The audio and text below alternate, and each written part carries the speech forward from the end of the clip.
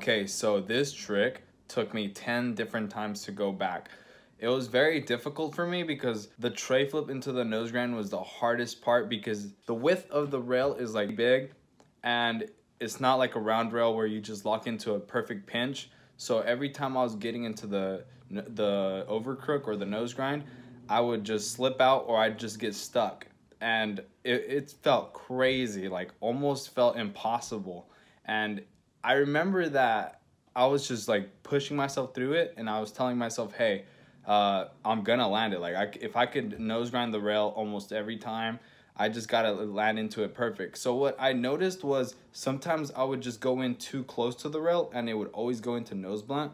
And if it wasn't for that, I was going a little back and I was going too fast because in my mind I thought if I go faster when I get into the nose grind, I'll actually land it.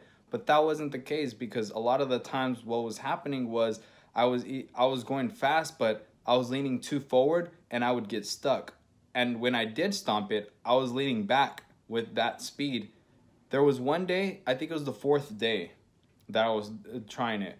I went to fakie. I didn't count that at all because I toe dragged. The feelings that I was feeling while doing this to a fakie, it didn't feel good. It really didn't. I was taking it to fakie, and that's not what I wanted. I wanted to go to regular because by fakie, I felt like I had no control. Like I was just following my shoulders and just rolling out. Plus I toe dragged. So I had to come back another 6 days before I actually landed it. The one that I landed it was crazy. Like I remember being in the zone and some car honked. My friends were in there. I didn't know it was my friends at the time. I was like, who's honking? And that was the try before I actually did the Tre Flip Nose Grind. So I think the fact that it took me out of focus and I focused on something else and then I came back to it and I was like, all right, whatever, I'm gonna land it.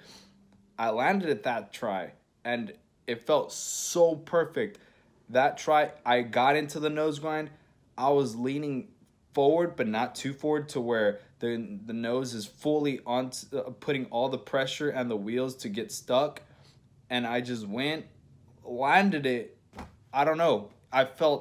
It felt crazy. For a lot of these tricks that I do, what I think is it's literally persistence. You just can't stop trying it. You have to believe.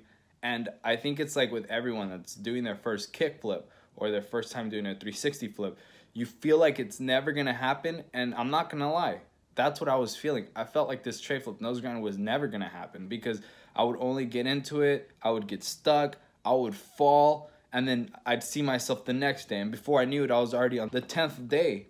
And that made me feel somewhat discouraged because I was telling myself, wow, it's taking me this long to land it. I just want to tell anybody that's going through a skate battle right now, it's okay.